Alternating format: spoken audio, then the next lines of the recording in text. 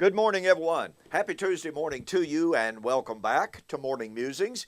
My name is Don K. Preston. I'm the president of Preterist Research Institute of Ardmore, Oklahoma. Hey, thanks again. I cannot express enough my appreciation for all of you who tune in.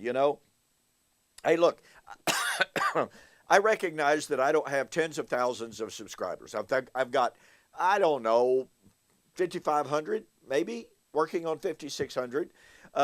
It's the largest church I've ever preached for. I can tell you that. So I'm just ever so thankful for that. And we have a daily viewership that very often, or a viewership, daily, that reaches up near 600, and it reaches on up from there. And it's growing. More and more of you are sharing with your friends and your neighbors, and you're telling them about our videos. And look, I've got to tell you, I'm hearing from people from literally all around the world. A couple of weeks ago, got to share this with you. A couple of weeks ago, I got a message from a guy, and he came over from a town here in Oklahoma, from Duncan, Oklahoma, and said he had just discovered my YouTube video. Said he'd never heard of me, and all of a sudden one morning, a morning musing pops up on his YouTube feed. And so he came over. We spent about 2 hours together, had an absolutely wonderful exchange. I think I made a good friend here. This guy has literally a worldwide ministry in Kenya and Africa. Just tremendous amounts of outreach with Bible schools established in Kenya and other areas. And I mean, it was absolutely fantastic. And again, that's just a couple of weeks ago of someone who had never heard of our ministry, never heard of, he had already pretty well come to his own conclusions about the fact that everything had to be fulfilled and struggling with some of those implications. And so, like I said, we had an absolutely fantastic time. I look forward to having a whole lot more interaction with him. And insofar as possible, being able to work with his ministry, who knows where that will lead. But that just illustrates the power of these videos and of the outreach of these videos, of how more and more people all the time, constantly, are being exposed to them. Now, naturally, there's some detractors out there. But, there's an old saying that we had in Arkansas when I lived there as a young man, and I've heard it some since I moved to Oklahoma way back when. You don't stop a train to throw rocks at a barking dog. Now, there are times when it's absolutely necessary to get in an exchange, a friendly dialogue, with people who disagree, and I love that. When there's good, honorable, respectful, honest dialogue between people who disagree with one another, you know what? That is fantastic. But when you have people, all they want to do is condemn. All they want to do is throw stones, shoot missiles, blah, blah, blah. When that's all it is, and especially when they're insulting, I'm not going to put up with that. I have more important things to do than to deal with people who are of that mindset, who have no interest in honest, respectful dialogue. I'll dialogue with people all day long that I believe are honest and respectful and genuinely interested in exchanging ideas. And you know what? I've learned from some of these people. I've been forced at different times to say, you know what, that's a really good argument. And I've been forced to change. I'm always willing to change, folks. I got to tell you, as I've shared with people over and over again, I'm nothing but a student of God's Word. I sit here in my office day after day after day after day with my Bible open, with the research resources laid out in front of me, and I try to learn every single day of my life. And I'm always willing to bring my beliefs into conformity with that which I discover is actually true versus what I thought was true. To me, that's just being a true Berean. So anyway, I just wanted to say thank you again to so many of you who are watching these YouTube videos, who are sharing these videos with other people. And, this gentleman that I mentioned, by the way, he said he's been talking about my YouTube videos, been talking about me with all of his preaching peers. And he said, no one had ever heard of you before. And I said, well, that's not surprising. It's not like I'm world famous. Well, in a few places. But the point of fact is, here's a guy that is telling countless numbers of preachers, you got to tune in, you got to watch, you got to listen. Where's that going to lead? I don't know, but I'm excited about it, I have to tell you. And if you're one of those that he has been telling about, welcome. Feel free to correspond.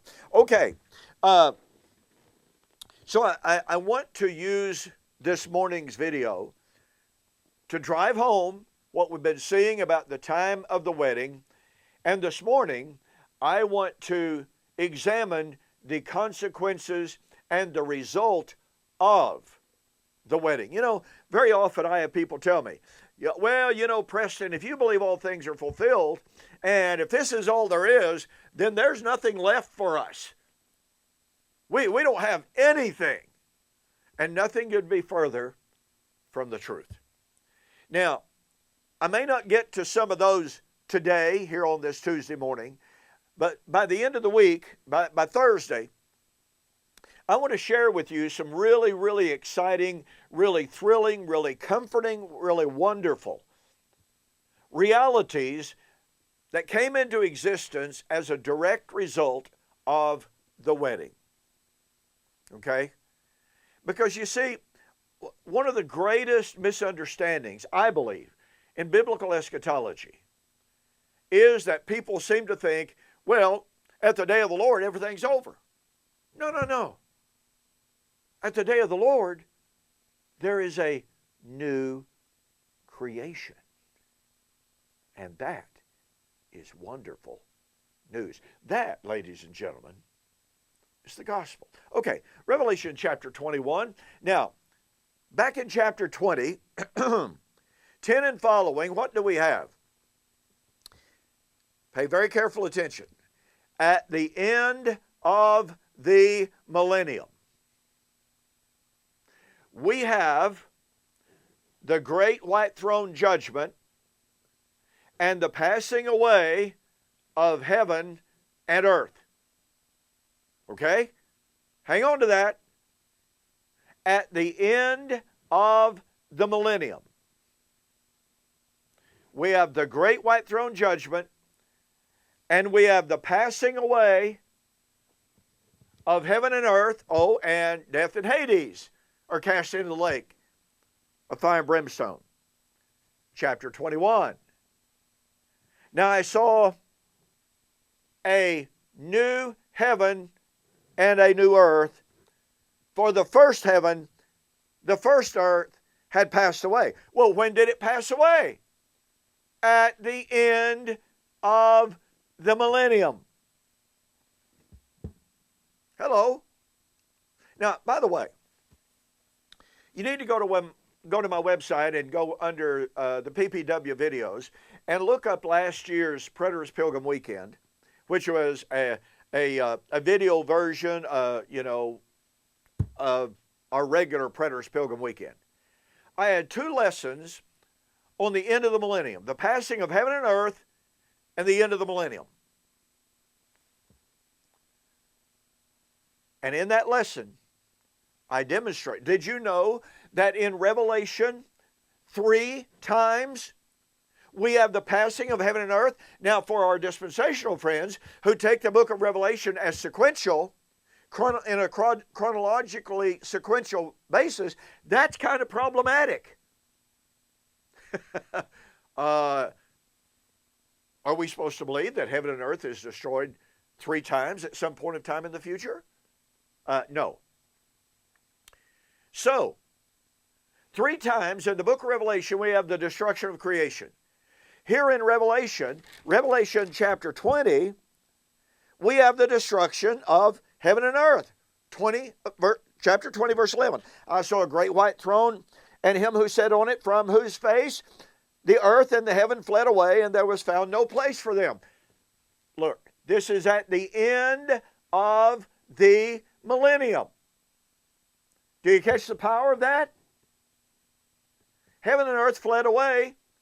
Heaven and earth was destroyed at the end of the millennium. Oh, but wait. Heaven and earth was destroyed at the great day of the Lord. Revelation chapter 6, 12 to 17. Heaven and earth was destroyed in chapter 16 at the judgment of Babylon, which is the city where the Lord was crucified. And now, heaven and earth passes away at the end of the millennium, the great white throne judgment. And what happens at that time? I saw a new heaven and a new earth. I saw a new Jerusalem coming down from God out of heaven as a bride adorned for her husband. Now wait a minute.